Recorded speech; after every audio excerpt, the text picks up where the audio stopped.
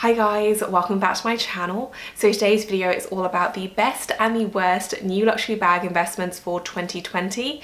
I do this kind of video on a semi-regular basis where I share my thoughts on the latest and greatest new bag trends and basically share my opinion as to whether I think they're going to be around for quite a few years or whether they're going to begin to look a bit dated quite quickly. So I hope you guys enjoy this and let's get started. This video does continue on my collaboration with mytheresa.com. If you followed my channel for a while, you will probably be familiar with them, but they are my go-to online store for pretty much everything luxury, but particularly when it comes to luxury bags. Their curated bag edit is second to none, and it's always just such an amazing shopping experience.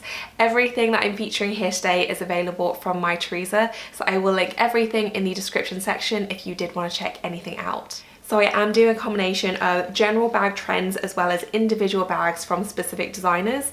And first up is the Fendi Baguette line. The Fendi Baguette is quite an iconic bag at this point and they did re-release it quite recently, but what they've also done is expanded that Fendi Baguette look to other bags within this line.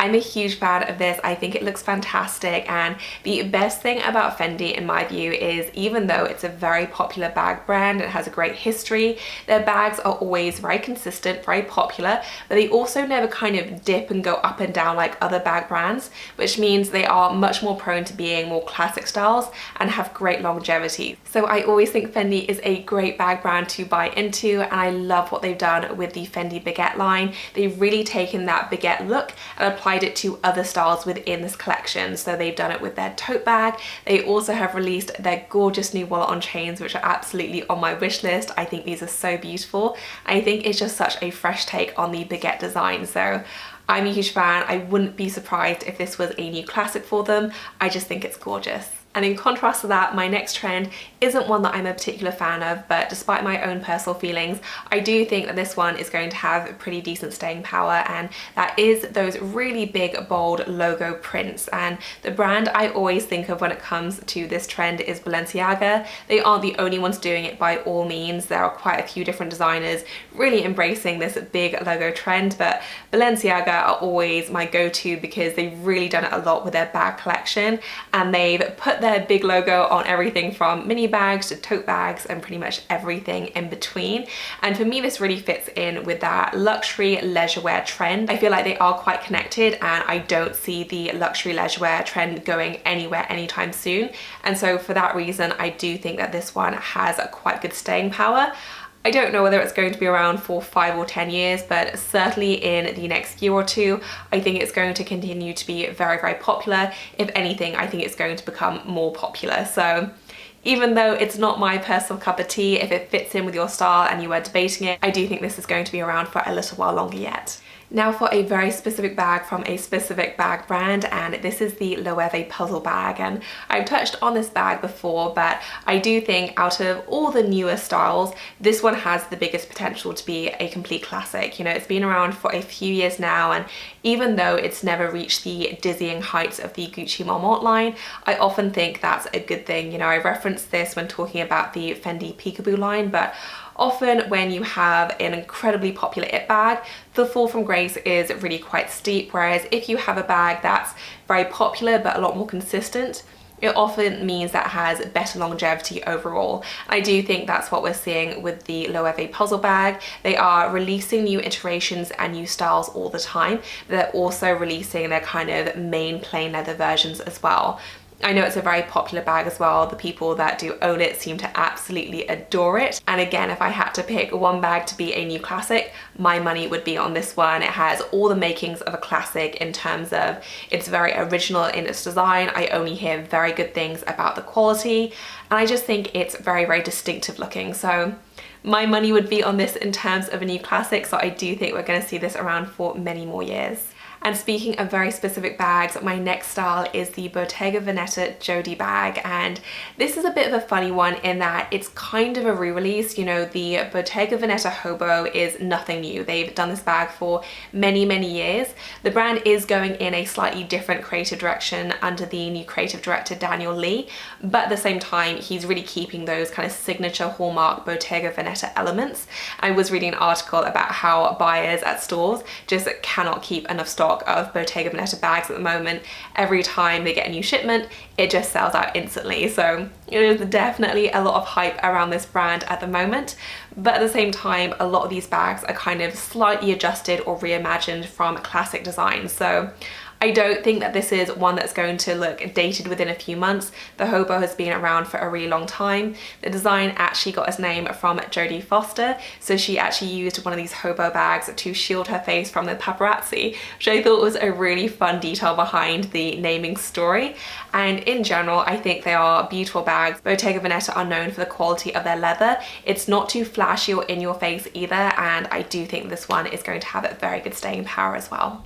My next bag trend is more of a general category, and it is the bucket bag. Bucket bags are nothing new. They've been around for decades pretty much, but they first became popular when Mansa Gavriel burst onto the scene with their bucket bag, which was sold out for so many months. And since then, it's really enjoyed kind of enduring popularity, and every single season, all the most popular bag designers seem to release a new iteration. And for me, the bucket bag silhouette is really going to go the same way as the camera bag style, in that it's a really fun shape that has a lot of flexibility with it as well. And I think that's really helping to keep it very fresh and feel very current. So if you look at the versions on offer this season, you know, Fendi are returning with their adorable kind of logo mini bucket bag.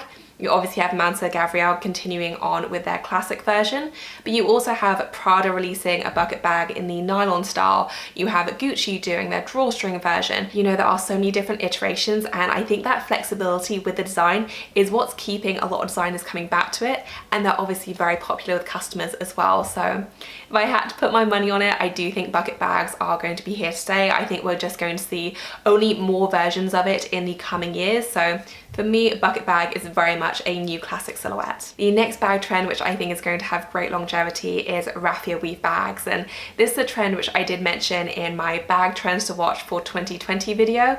And even though I do think it's going to be really popular, you know, it seems every single bag brand is doing a version of this, from Saint Laurent, they have so many different styles, to hunting season, Prada have some, Valentino, just so many bag brands are offering some version of a raffia weave bag. I do actually think this is quite classic, and I think of it in the same way as I think of velvet bags, in that yes, they are very seasonal, but because the actual fabric and look is very classic, it will really help its longevity in terms of it just being a style that you can return back to year after year. So even though you may not want to wear this all year round, I do think that it's a style you'll want to return back to summer after summer, and you'll be able to enjoy for many years. I would say you may want to learn from my mistake in that you probably don't need multiples of this, but if you did just want to invest in one beautiful raffia weave style, I think this is a great one to do so with. And for my last bag trend, which I think will make a pretty good investment, I do have puffer bags, and I have two right here. The first one is a big love for me. I've spoken about this quite a bit, but it is the Saint Laurent puffer bag, which, to be honest, I've kind of been taken aback by how popular this bag has become. I first got it because I loved the Chanel version, which was released many, many years ago before I could afford Chanel. And when I saw this bag, it just totally reminded me of that, which is why I got it. Of course, in the meantime, and during the course of me wearing it, I fell in love with how practical it was, how fun it was to carry, how lightweight, how durable the leather is, and just all the things I love about this bag. But again, I feel like it is quite a specific look, and so I've really been surprised by how popular it's become. Saint Laurent have continued to release this in silver hardware, in gold hardware, so they have expanded the line, but also released it in white, in grey, so it does seem to be a good seller for them. And I've also just been told by so many of you guys that this bag is on your wish list, so definitely a surprising one, but I am all about this trend. I think it's gorgeous. Definitely won't be for everyone, but I think it's a beautiful style. It's a little bit different as well from what you usually get, and I just think it's a really fun one. So just judging on its popularity for the last year or so, and the fact that these aren't anything new, you know, I mentioned that I first saw them many, many years ago from Chanel, I do think that this one has pretty decent staying power. Which brings me on to a new bag purchase, which does tie into the kind of puffy padded bag trend, and it is the Bottega Veneta padded cassette bag. So this is the padded version. You can get a flat version as well, but I am all about this kind of padded puffy look. and I tried this on. It was just love at first sight. I adore it. I think it's so cute. This is actually kind of an exchange. So I did do a haul recently where I showed 2 new Bottega styles.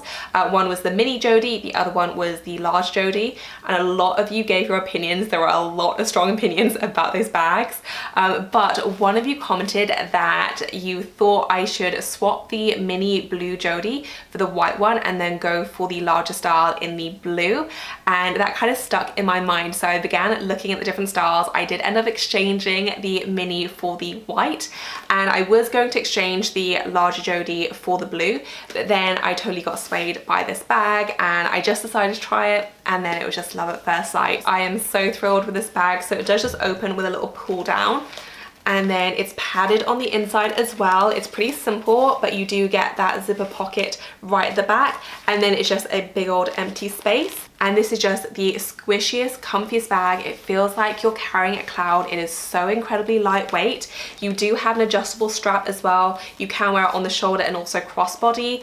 And I just love this. I know it won't be everyone's cup of tea. I feel like you either kind of love the padded bag look or you hate it. I definitely love it, and I think with these new releases, I do think this is a trend we're gonna be seeing more of. I would not be surprised if other brands start doing it, and I'm just all about both this bag and this overall trend. And now for the bag trends that I don't think are going to have a great longevity, and this is always a sliding scale. You know, I don't think it's a case of this one is going to last this many years and this style is going to last 10 years. It's always shades of grey, but if I had to guess, these are the styles which I do think will begin to date a little bit quicker. So the first one, and I've mentioned this before, so I'm not going to dwell on it too much, but micro bags, and this is one that I'm not a fan of. I don't really get it because the micro bags I'm referring to here are the really tiny ones where you can't even fit in your phone, and generally speaking, whenever a trend is overwhelmingly not practical and not functional, they generally speaking don't tend to last. And I always think of Ugg boots here as the opposite example of that, in that even though it's not the cutest looking boot in the world, they're very comfy and practical and functional, which is why they've lasted so well. And so for me, micro bags are kind of the opposite of that, in that they're not practical, not functional, and for that reason I do think they're going to date quite quickly. The next bag trend, which I don't think is going to have great staying power, is PVC. And obviously PVC is a type of material rather than an actual bag, but PVC bags in general I don't think are going to be around for decades, and this is actually a bag trend which I bought into myself last year, and even though I did enjoy it then, I just don't see it having great staying power. I do think the price point makes a difference here, because at the lower price points, you know, at the high street, I think PVC bags we may see return, especially for the spring summer months, because I do get the practicality of it for, you know, the beach or a festival, something like that. But certainly at the higher, more luxury price points, I do think this one is going to fizzle out, just because I don't think that the idea of paying that much money for a bag only to have all your belongings on show, and also paying a lot for not a very luxurious material, I just don't think that's going to be one that people are going to be lining up to do for many years. So I could be wrong, but for me, I just doubt whether this has really great longevity. The next bag trend is nylon bags, and here I'm really thinking of the Prada nylon bags. I would say this isn't a blanket category. So in some styles, I think the nylon fabric composition works really well. I particularly love it with the bucket bag style that I mentioned earlier. I think it looks great. I think it looks very functional, and I just think it's a cool looking bag.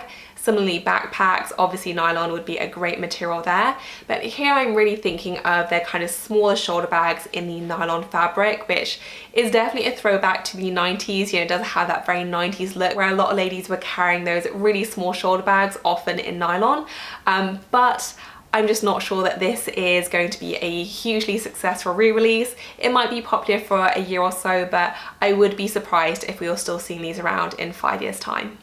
And the last bag trend, which I'm doubting whether it's going to have great staying power, is the Gucci Ophidia line, if that's how you say it. And again, here I'm not talking about the entire line, because I actually think that the plain leather versions are beautiful. I think they have some really lovely styles, and I just think they're very striking.